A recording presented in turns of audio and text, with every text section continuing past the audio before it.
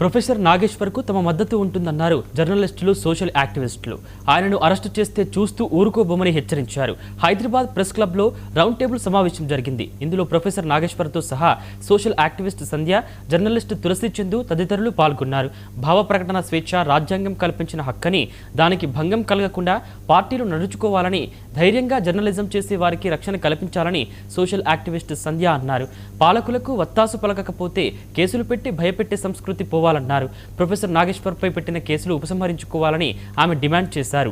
రేవంత్ అనుమతి లేకుండా ఆంధ్ర పోలీసులు తెలంగాణలోకి ఎలా ఎంటర్ అయ్యారని రౌండ్ టేబుల్ ప్రశ్నించింది. అలాగే నాగేశ్వర్ని విమర్శించే అర్హత తెలంగాణ, ఆంధ్ర పాలకులకు లేదని వక్తలు వ్యాఖ్యానించారు. ప్రజా జీవితాన్ని అల్లకల్లోలం చేశారని, తనపై విమర్శలు చేశారని, ప్రపంచంలో ఎక్కడ అణచివేత ఉంటే అక్కడ మాట్లాడతానని ప్రొఫెసర్ నాగేశ్వరరావు అన్నారు. నాగరిక ప్రజాస్వామిక సమాజానికి ఉండాల్సిన లక్షణం ఏంటంటే, ఏ అభిప్రాయాలు ఉన్న వాళ్ళైనా ఒక వేదిక మీద ఉండి మాట్లాడగలగాలి. అది నాగరిక సమాజానికి ఉండాల్సిన లక్షణం. సో ఇక్కడ ఉన్న వాళ్ళందరికీ ఒకటే కన్సర్న్ ఏంటంటే స్వేచ్ఛను హరించకూడదు. ఇక్కడ మాత్రం డిఫరెన్స్ ఏం లేదు కదా ఎవరికి. భావ ప్రకటన స్వేచ్ఛను హరించకూడదు. భారత రాజ్యాంగం కల్పించిన ఆర్టికల్ 19(1)లో కల్పించిన భావ ప్రకటన స్వేచ్ఛను హరించకూడదు.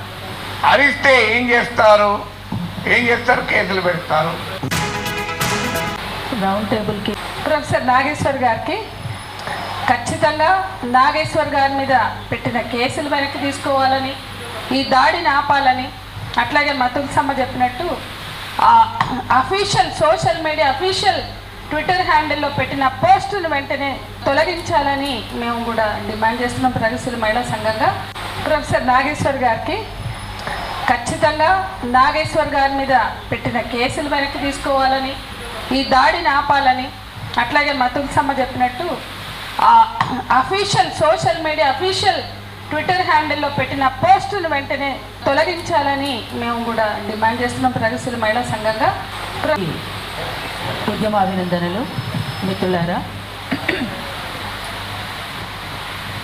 మన దేశమే లౌకిక ప్రజాస్వామిక దేశం. ప్రజాస్వామ్యం అంటే మాట్లాడే స్వేచ్ఛ ఉండాలి, ప్రశ్నించే స్వేచ్ఛ ఉండాలి, అవసరమైతే ఎదురు తిరిగే స్వేచ్ఛ కూడా ఉండాలి. అది మనము మన రాజ్యాంగంలో కూడా పొందుపరుచుకున్నటువంటి పరిస్థితి ఉన్నది. మరి ఈ విషయంలో రాజ్యాంగ ఉల్లంఘన ఇక్కడ ప్రొఫెసర్ నాగేశ్వర్ సార్ ఎక్కడ కూడా తప్పలేదు. ఆ ఉల్లంఘన జరగలేదు ఇక్కడ. తన మాటల్లో ఇన్నేళ్ళు, 1 సంవత్సరం కాదు, 40 సంవత్సరాలుగా తను ఒక రాజకీయ విశ్లేషకులుగా చాలా స్పష్టమైనటువంటి అవగాహనతోటి తను మాట్లాడేటువంటి తీరు అందరినీ కూడా ఆకట్టుకుంటుంది. మరి వాళ్ళ కొత్తగా మిమ్మల్ని ఎందుకు ఆకట్టుకోలేకపోయింది అంటే ఒక ఫ్రస్ట్రేషన్, మీ దగ్గర సమాధానం లేదు కనుక ఆ ఫ్రస్ట్రేషన్లో నాగేశ్వర్ సార్ పైన చేస్తున్నటువంటి దాడి అని చాలా స్పష్టంగా అనుకోవచ్చు. రౌండ్ టేబుల్కి